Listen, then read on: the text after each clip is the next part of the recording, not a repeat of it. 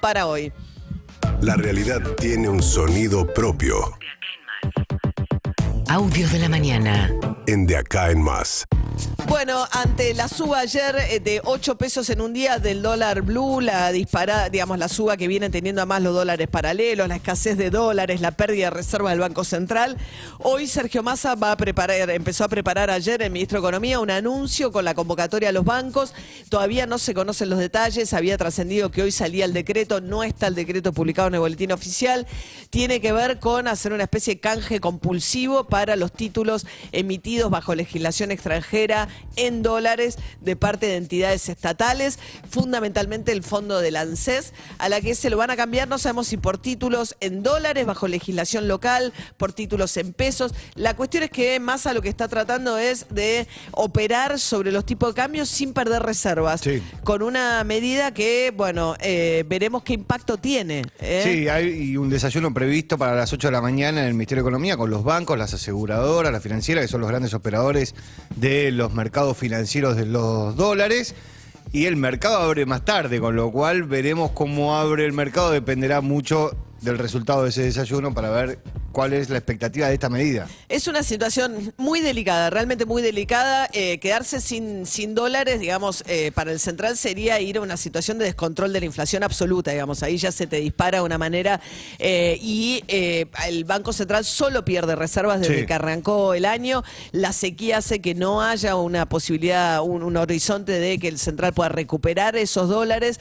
Tiene muy poco margen para intervenir con los tipos de cambio, Massa, y a medida que el dólar además se dispara, le empeora la situación, no se empeora todo, la situación de la inflación. Es una situación muy delicada, pero realmente muy, muy delicada, en un contexto en el que, bueno, mientras tanto la interna del Frente de Todos sigue su camino, ¿no? Ayer Alberto Fernández dijo lo siguiente. Tuvimos que enfrentar la pandemia, tuvimos que enfrentar la guerra, tenemos que enfrentar la sequía. Lo único que no nos podemos perdonar es que nuestro pueblo se quede esperando soluciones mientras todas esas calamidades pesan sobre nosotros. A las calamidades los peronistas le ponemos el pecho y seguimos trabajando y seguimos haciendo y seguimos construyendo y seguimos haciendo patria y seguimos llevando rutas y seguimos llevando agua y seguimos llevando energía a todos los rincones del país y profundizamos la educación de nuestros pueblos. Y la verdad, nada de eso se puede postergar porque el mundo está difícil. Es el mundo que nos tocó. Bien, eso decía Alberto Fernández en el Chaco. Simultáneamente, Cristina Fernández de Kirchner hablaba en el Foro sobre Derechos Humanos que está sesionando en la Argentina, convocado por la Secretaría de Derechos Humanos, en el año en el que se cumplen 40 años de la vuelta a la democracia. Fueron invitados una serie de presidentes extranjeros y frente a ellos, Cristina Fernández de Kirchner decía lo siguiente. Para los que no lo recuerdan tampoco, el otro día alguien que lanzaba su candidatura a presidente del partido de la oposición, que parece que hubiera salido de los cráteres de Marte descubiertos últimamente, porque hablan mandando a la casa a unos y a otras, formaba parte de ese gobierno que se quedó sin gobierno cuando su propio vicepresidente denunció que habían sobornado a los senadores de la oposición, a los peronistas de ese momento, para sancionar la ley de flexibilización laboral. Sí, jóvenes y jóvenes peronistas, libertarios, de Cambiemos, sí. Está hablando Gerardo Morales, del gobernador de la provincia de Jujuy. Habla del, para los que no saben de qué habla, claro, porque puede pasar también, fue cuando Fernando de la Rúa, presidente del radicalismo, llega de la mano de Chacho Álvarez como vice, venía del peronismo, Chacho Álvarez. La primera alianza que gobernó la Argentina en la democracia. Post-Menem, digamos, claro. Y ahí finalmente Chacho Álvarez termina renunciando a su propio gobierno como vicepresidente, denunciando que había habido un pago de coimas en el Senado para sancionar la ley de reforma laboral. Después ahí Gerardo Morales le contestó en sus tweets a Cristina Fernández de Kirchner que sobre Macri dijo que entregó el país hecho percha. ¿Qué más dijo Cristina Fernández de Kirchner? No me interesa, en definitiva, si nos van a condenar, si me van a inhabilitar, si me van a meter presa, no me importa. Lo que me importa fundamentalmente es que volvamos a reconstruir un Estado democrático y constitucional en el cual las garantías que establece la Constitución no sean cartón pintado. De esto se trata, volver a construir un país como el que alguna vez tuvimos, porque se puede hacer, porque una vez lo hicimos. y porque lo hizo el peronismo en el siglo pasado. Lo hizo el peronismo del siglo pasado, como si no estuviese gobernando, ¿no? Es que medio el luchi vuelve. Sí. Ya lo hicimos en algún momento. Mientras tanto, Evo Morales, el expresidente de Bolivia, se solidarizó con Cristina Kirchner ahí mismo. No es sencillo ser perseguido jurídicamente y por eso toda nuestra solidaridad con la hermana Cristina. Pero cuando no pueden derrotarnos con golpe de Estado, como en tiempos del Plan Cóndor, ahora son golpes judiciales, golpes congresales contra líderes políticos que están con su pueblo. Cuando echamos tanto apoyo, este apoyo, hermana Cristina, es envidiable. Yo quisiera tener esta gente en Bolivia. Apoyo, cariño, sentimiento. Bueno, eso decía Evo Morales, que tuvo la destitución en su momento cuando intentaba un nuevo mandato en el medio del recuento electoral, etcétera, y se exilió en Argentina. Él habla del golpe parlamentario, que es lo que dice que le pasó a él en Bolivia. Pero más allá de eso, hoy tiene una situación muy parecida a la de Cristina Kirchner, Evo Morales. No es vicepresidente, pero está horadando todo el tiempo el gobierno de Arce, que era su ministro de Economía, del mismo partido que Evo Morales, el MAS, y hay una pelea ahí feroz entre el MAS, que volvió a gobernar de la mano de Arce, y Evo Morales, que no le quiere dar lugar a las nuevas generaciones, digamos, ni al presidente, no le quiere dar mucho espacio. Bolivia, que tenía una estabilidad económica fenomenal, sí. Últimamente hubo algo muy poco usual para la Bolivia, que había logrado acumular reservas en el Banco Central de manera notable durante el gobierno de Evo Morales, colas en los bancos para sacar dólares en Bolivia últimamente. Sí, hubo una corrida contra el dólar, digo, sí. Los ahorristas llevan semanas yendo a los bancos a buscar los dólares.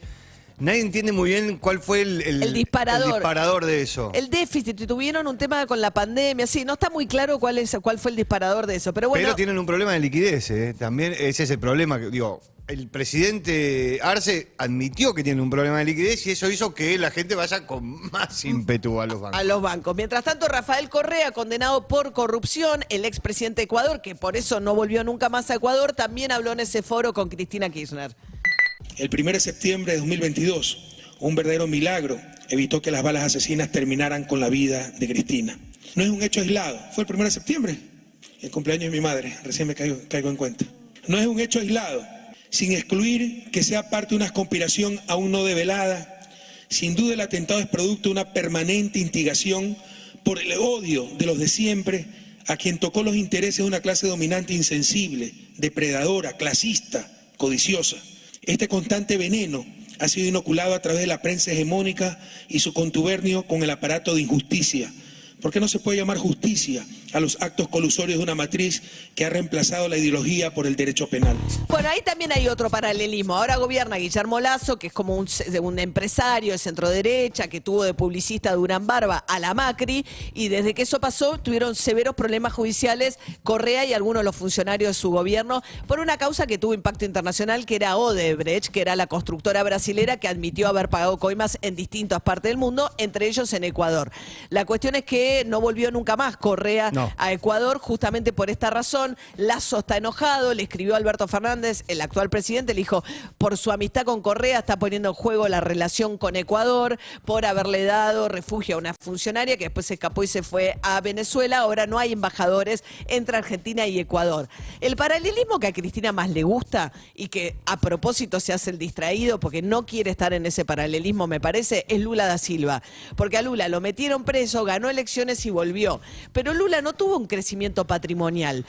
A Lula lo investigaron por una casa que él iba a comprar, que cuando lo eligen presidente le ofrecen como una mejora, la rechaza. Lula volvió a vivir realmente al mismo departamento con el mismo patrimonio que tenía. Entonces, y Lula está más cerca junto con Pepe Mujica de Alberto Fernández.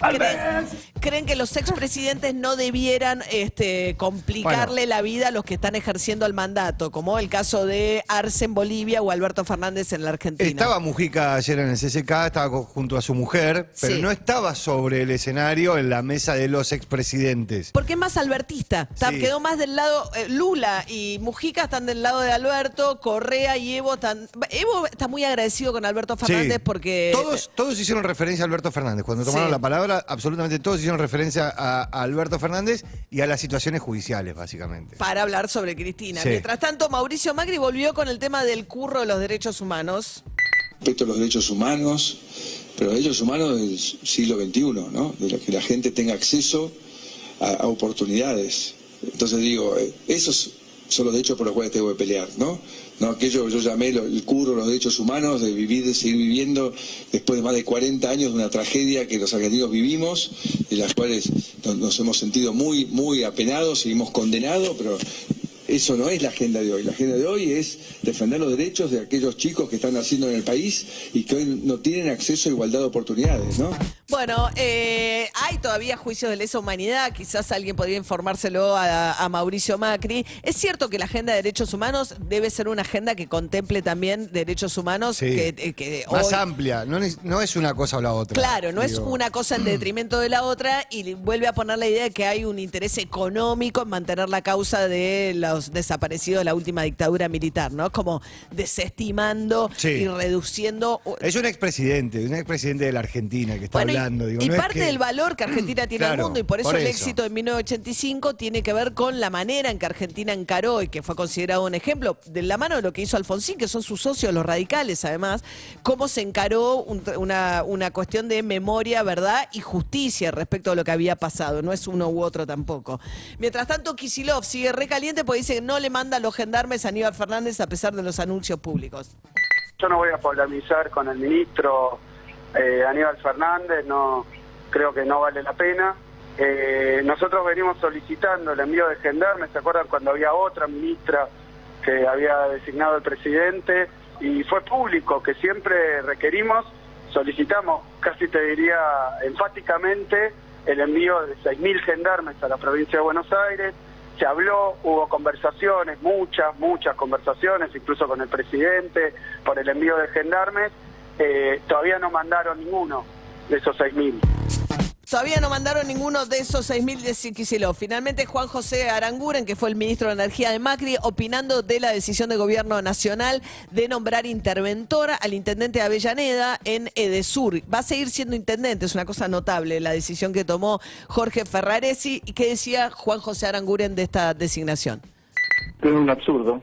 La primera impresión, o en todo caso, si quieren, es un símbolo para mostrar que se hace algo cuando claramente, si ha habido algún error por parte de la concesionaria, ha sido por ausencia de fiscalización del ente, que es el que tiene que cumplir con esa responsabilidad. Bien, 7 de la mañana, 14 minutos. Esto es Blur, Coffee and TV.